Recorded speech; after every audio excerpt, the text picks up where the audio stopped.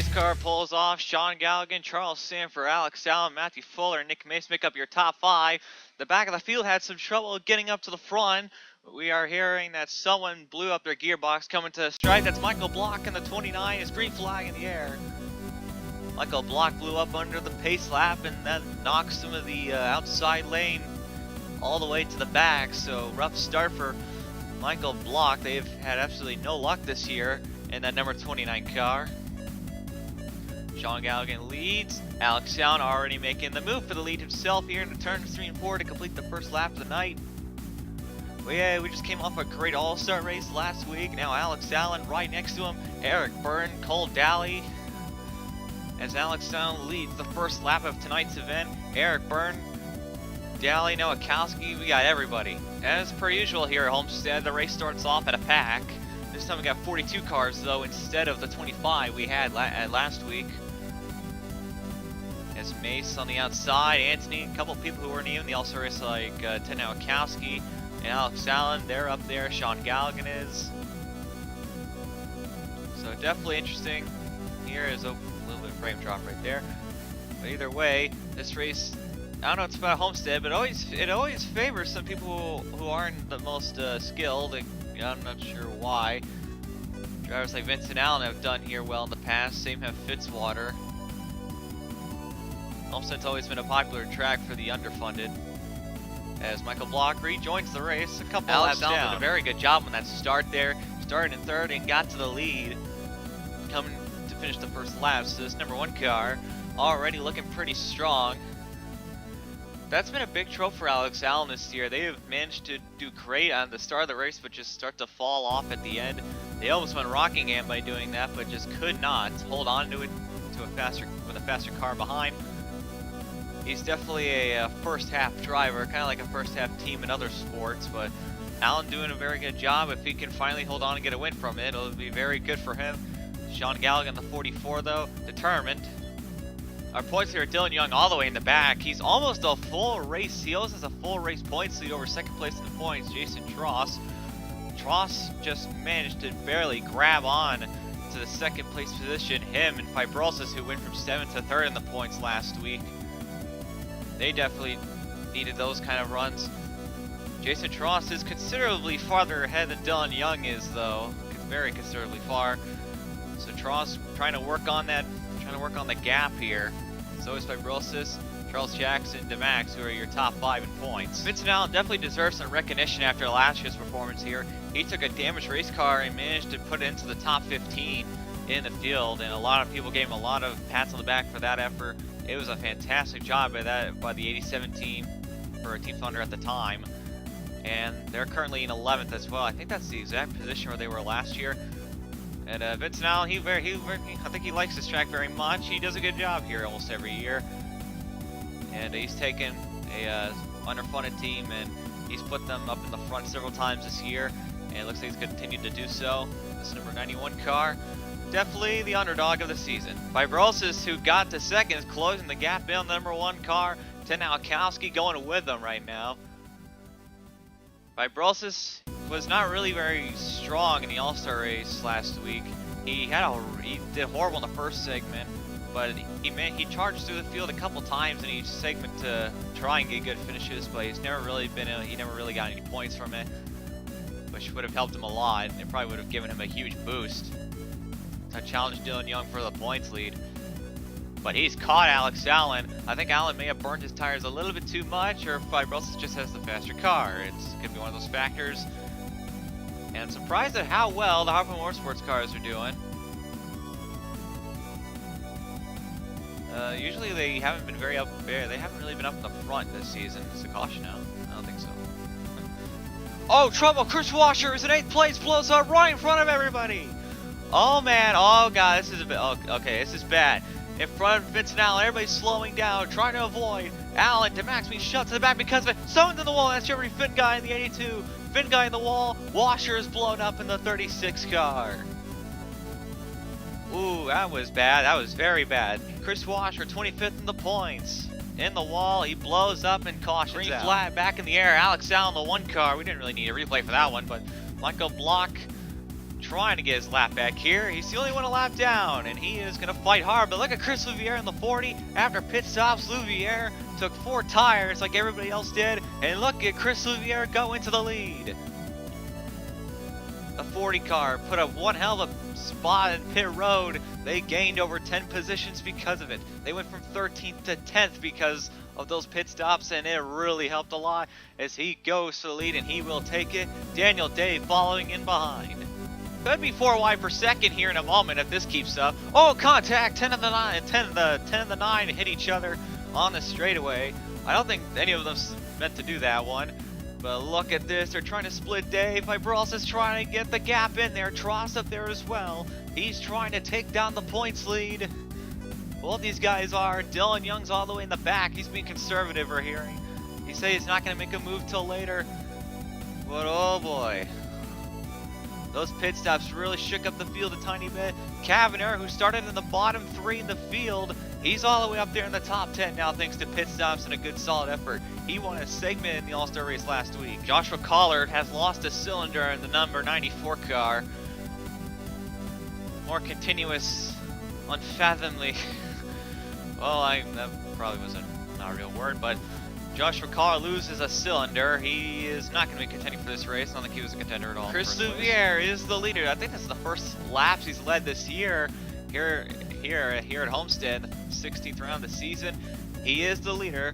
Michael Block, who is probably praying for caution right now. Block needs a couple of cautions to get back into this race, and Block is actually pretty fast. He's got a pretty fast car. He was hanging with the top 5 for a bit, but he's going to need a lot of luck as Louviere, Fibrosis, and Alex Allen behind. Team Thunder have definitely done some improvement over the past couple of weeks. So Louviere is your leader. Last time I think he ever led was at Las Vegas, where he almost won it until a caution came out. Well, when he lost the lead at the worst time possible. But inside the cockpit of the 21 of Jason Tross, as you see, he is trying to get himself into a winning position right now. With championship rival Dylan Young all the way in the back, it's Jason Tross right now. Oh boy, look at this. So we got DJ Curtis challenging him on the inside there, as you can see in the mirror. Either way, DJ Curtis, a bunch of CBM cars are fighting their way forward. But it is pretty crazy here at Homestead at the moment. It's pretty Louviere trying to get by Block. Goes to the outside. Block gets a huge run on the inside. Vibros is out of nowhere on the bottom there. I think Louviere got a little bit too tight in the turn. And that allows an opening for Charlie Vibros' side by side down the straightaway here. What a move by the 9 car. Made it 3 wide for the sake of taking the lead. And he will take the lead. Vibros' new leader. Louviere down to 2nd. Allen still hanging down in 3rd. We still got a lot of calamity in the mid-pack. Dylan Young moving his way forward. He wants to go up there. He knows how much he needs to start moving up as we are approaching the halfway point, but we still have a long way to go. But it is still hectic in the mid-pack area. It is a fight, and then they know it. 3 wide in separate lanes. Could be 4 wide. Look at Rodgers in a 3 car down there. We're not going to be able to see that one, but this race has gone insane, just like it always is here at Homestead. 3 wide, 4 wide. Louviere re-challenging the number 9 for the lead as they are approaching the lost cylinder, Joshua Collard. And Louviere once again got too tight in the corner. That allowed the lap car, Michael Block, to get underneath. Louviere definitely needs some better handling on this car. Definitely not really working the way he wants it to. And he's going to drop. And here comes the 1 car. TJ Williams, the number 5, First Team Motorsports, is working his way forward at the moment. He's made up some ground on these guys as he's making the move for 3rd place against Alex Allen. Him, DJ Curtis, him, Steven Pollard 3rd, have been working their way very slowly up towards these guys. And after all those battlings that they had, it probably isn't that surprising here. Allen, oh man, Allen with a huge block on the 5. Man, I don't think Alex Allen wants anybody to go by him. He's going to fight as hard as he can. But oh boy, this race No one's been able to really pull away and stay there for long. Fuller and Charles Sanford battling one-on-one for 10th position. These two have definitely been some guys who have never really been contending much this year for wins.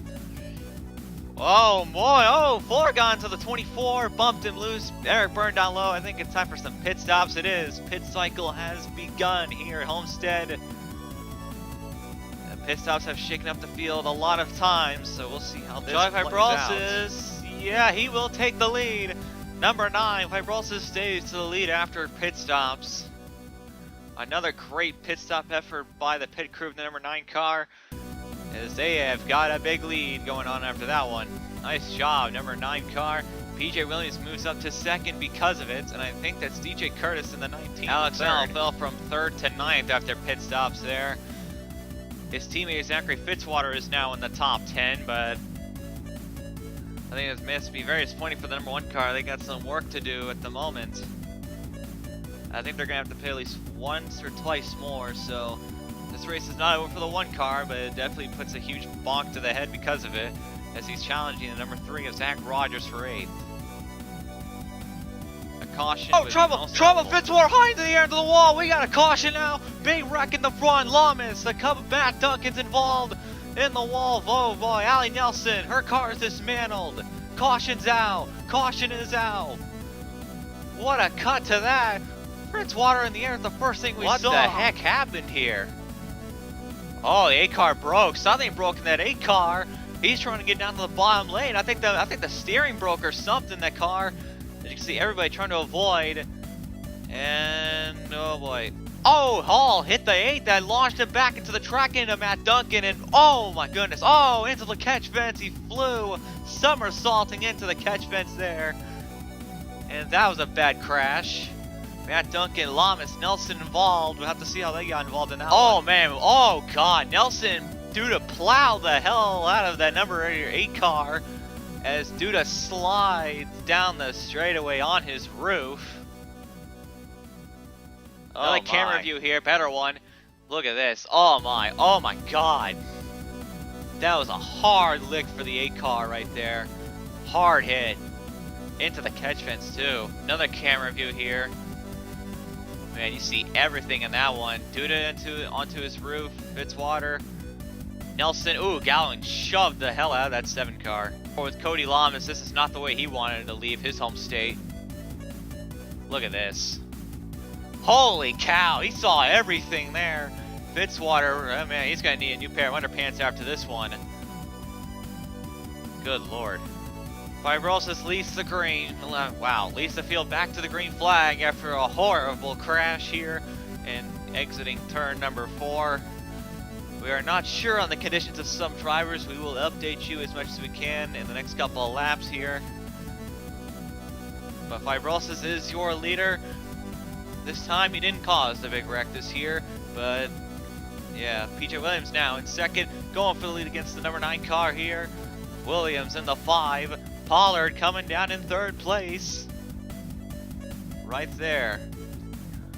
That caution was needed by a couple of drivers, including Alex Allen here. And look who has shown up. That's Jay Basker in the 84. Look at the move Pollard's going for. 3 wide for the lead. Look at this move. What a move by Pollard. He's going for it. Pollard looking to break the streak tonight. Oh my. Oh goodness me. We're 4 wide almost. And Pollard, 3 wide move for the lead. And it worked. It worked as Fibrosis in 1 lap goes to 1st to 4th. Oh my god. Pollard was not messing around that restart. Basker challenging the 81 for the lead here. Jake Basker in the 84 and Pollard. Oh my. Jay Basker and Steve Pollard there battling for the lead in a DuPont Cup Series race. I never thought I'd ever say that one. But Baskinger and Pollard the 3rd. Pollard's won 4 times this season. Baskinger hasn't won since season 8, I think, or 7, something like that. But it's been a long time for Baskinger, and we said earlier in this race that this track favors the underfunded, or at least the ones that struggle, and it's definitely showing here tonight as Jay Basker in the 84 is now your leader. for the first time this entire year. Dylan Young, our points leader, in 10th place. He's not acting conservative anymore, as is Zach Rogers down there, battling up, trying to get up there. Rogers sits 11th in the standings. He's on a bit of a roll, I'd say. As a couple of drivers battling from him. He's got both the Hart brothers in front of him. And he's got no teammate support at the moment. None of his teammates are really near him, other than Nick Mace, but he's about a second behind, I'd say. Oh boy, oh man, Young got that 81 car a little bit loose right there. And Dylan Young trying to make sure this points lead is not closed at all. But he has to get by Fibrosis to make sure. Onboard Fibrosis disabled that last statement, but Fibrosis is up there trying to hold off Dylan Young, which I said wrong, but currently here at Homestead, not many lights out, not many stars out tonight, as you can see, not too many of them. I mean, they're there, just not very obvious, but either way, this race is coming to its closing stages with less than 30 laps to go. The battle for lead is still going on, but Baskinger's got a quarter of a second gap on the 81 car. So right now we are hoping for no caution, but we also have an update on the statuses of the drivers. Duda walked out of his car, he is fine. Fitzwater was surprisingly okay. I think we can probably thank the catch fence for that one. And everybody else is actually fine, although we are hearing that Fitzwater's got a lot of bruises and so in his car, and Allie Nelson's got some bruises in her hand, so everyone's fine, and I don't think anyone will be knocked out from racing next week. So Jay Baskinger enjoying what he can get at the moment in this number 84 car. Pollard right behind him in the 81. He's not going to let him go that easily, but I got to give credit. You got to give credit to Baskinger tonight. He is driving the wheels off this Red Bull. This is the strongest we've ever seen him before. Red Bull Racing has not provided him with the car that he was really hoping for this year, but he is doing a fantastic job, and hopefully he can keep this up. It's been a while since he's last won. His last win was at Daytona a couple seasons ago. But Pollard himself's also got something to try and do. He's trying to break the most amount of wins in a single season record, which is 4. Pollard's currently tied it here. Oh, here we go, pit stops. Don't worry, Baskinger, this is not messed up, but this is a pit stop.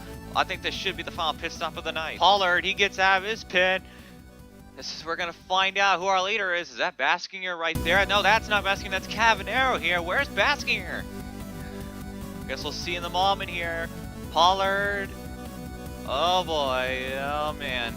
There's Baskinger in the back. Pollard's gonna take the lead on pit stops again. Just like the All-Star race. A pit stop put him into the lead, basically. And Pollard with a huge gap on the 84 in the closing stages, less than 15 laps to go. Wow, what a pit stop by this 81 team. It puts them up in the lead by a huge margin, and I think we could be seeing a new record broken. Eugene Max just knocked the number 9 way out of the group right there. Max is the fastest car on the racetrack as he goes from 11th to 9th in 1 lap. He got by Allen and Fibrosis here as he goes for Daly for 8th. Max is the fastest car by half a second. This number 92 car has exploded just like his teammate. If we get a caution, Max is definitely going to be the favorite to win. But Max fighting hard. He knows his car is really good. He knows he needs a caution to win this, but he is going to do everything in his power as he is running down laps to go for the number 81 car of CM Pollard III. And I don't think this is over because Baskinger is still in 2nd. But here lies the problem because we've got more Red Bull cars in front of Pollard III. Oh man. Oh no. This is bad for Pollard. You know how Red Bull can be. With their team orders, we could be seeing some hectic play out here. And this is not going to end well for the 81. Baskinger and Williams battling one-on-one. Red Bull may have to slow down more than just Pollard at this point. But Baskinger fighting the 5. Trying to keep in 2nd place. But Williams has got the faster car, it looks like. He's been faster than him all night long. He falls down to 3rd now. Even if Baskinger does not win this, he has no reason not to leave tonight with his head held down. Okay, that was bad wording. But Baskinger's got no reason to hang his head tonight. Even if he blows up right here, there's no reason for him to leave without a smile on his face. A third place finish he will coming to 2 laps to go. Pollard got by Finn Guy. Finn Guy, I think, refusing to help Baskinger there. Finn Guy and Red Bull Racing have not been on good terms this last couple of weeks. But Pollard the third, I'm not sure what Kavanaugh will do if he catches him. But right now, this is Pollard's race. No one's near him. He's got a 5-second gap on the guys in second. Here we go to the white flag. He's caught Cavanero, but will Cavanero help? Will he help his teammate? I don't think it'll even be enough if he slows him down. Cavanero, I think, is a little bit too fast for any proper slowdownness. Oh boy, but he could still wreck him here. Will Cavanero let the 81 go? Oh no, he doesn't, but he's not making any intentional moves to wreck him. But coming off turn number 4, will it be clean? That's enough. Pollard breaks the record. It's a new lap record, and it's a new historical record for the ARCSOA DuPont Cup Series. 5 wins for Pollard the third. Win number 5. It's a new record. Oh my god. It was a record established by Chris Washer in Season 7 when he won 4 races and 1. Pollard has taken that record, and he has taken it from behind, and he will score his 5th career win in his first season with 5 straight wins. Oh my god, I can't speak tonight. Holy cow. A 5th win, and it's a new record. Stephen Pollard III gets his 5th win of the year. Williams 2nd, Baskinger 3rd. Sorry for the fail commentary, but oh my god, this new record.